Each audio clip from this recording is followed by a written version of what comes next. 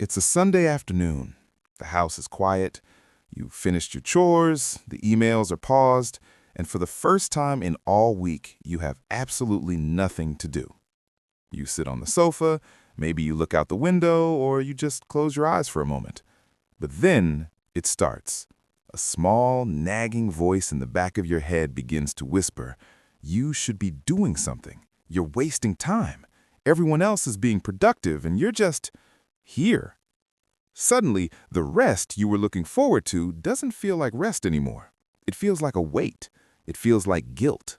And the more you try to relax, the more anxious you become, until you eventually stand up and find a task, any task, just to make that feeling go away. If this sounds familiar, you aren't alone.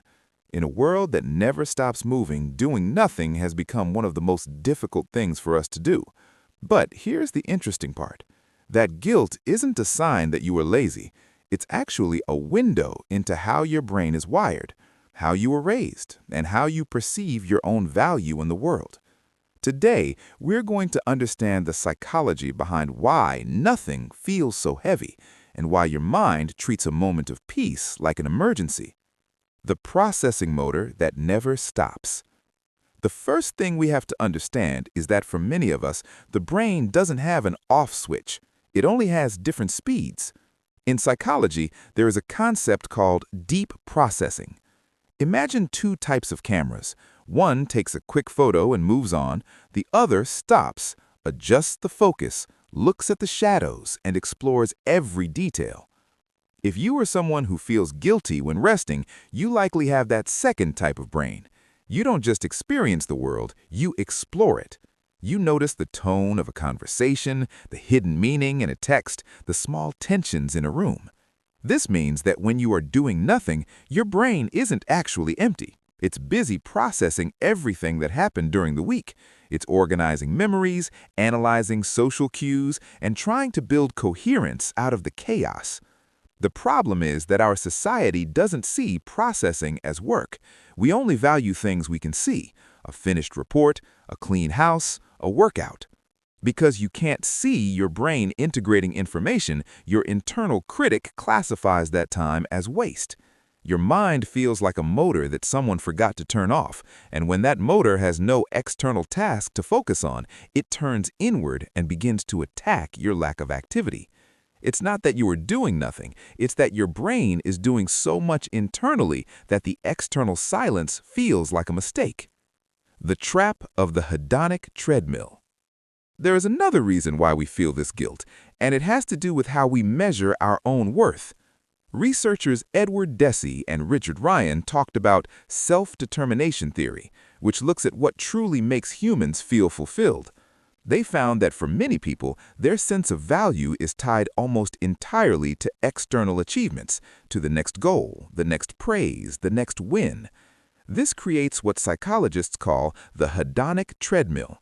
We are constantly chasing the next peak of happiness. We think, once I finish this project, then I can rest. Or, once I reach this goal, I'll finally feel like I've earned a break.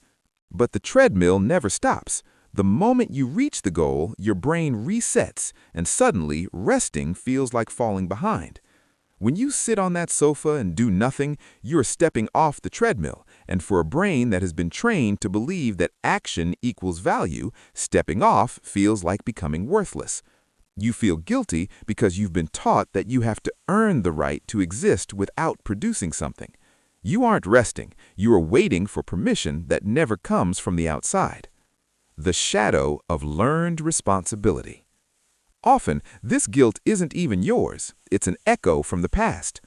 If we look at generations like Generation X or the Xennials, they were often raised in environments of high independence. Many grew up as latchkey kids, coming home to empty houses and learning very early that if something needed to be done, it was they who had to do it.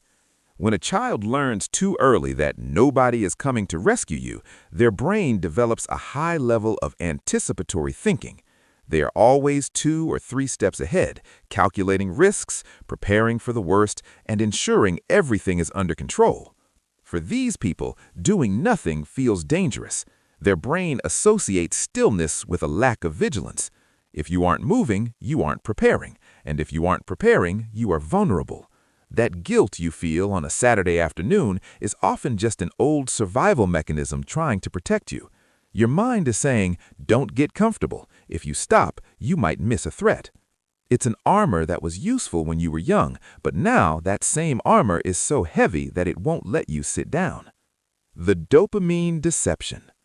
We also have to talk about the world we live in today. Our nervous systems are currently being trained by technology to crave constant stimulation. Every time you check your phone, you get a tiny hit of dopamine, not from pleasure, but from anticipation. The brain loves the next thing. When you choose to do nothing, you are depriving your brain of those micro rewards. Your system, which is used to a high speed of scroll, react, repeat, suddenly hits a wall of silence. This creates a state of irritability and restlessness. Because your brain doesn't know how to handle the drop in stimulation, it interprets that discomfort as guilt. You think you feel bad because you are being lazy, but you actually feel bad because your brain is going through a withdrawal from constant activity. We have lost the ability to be bored, but boredom is exactly where the brain does its best work. It is in the nothing that we integrate our experiences, consolidate our memories, and find our creative spark. When you avoid the nothing, you are actually losing the depth of your own mind. So, how do we stop feeling like we are failing every time we take a breath? The first step is a shift in perspective. Rest is not the absence of work, it is a different kind of work. Just because your body is still doesn't mean your system isn't doing something vital.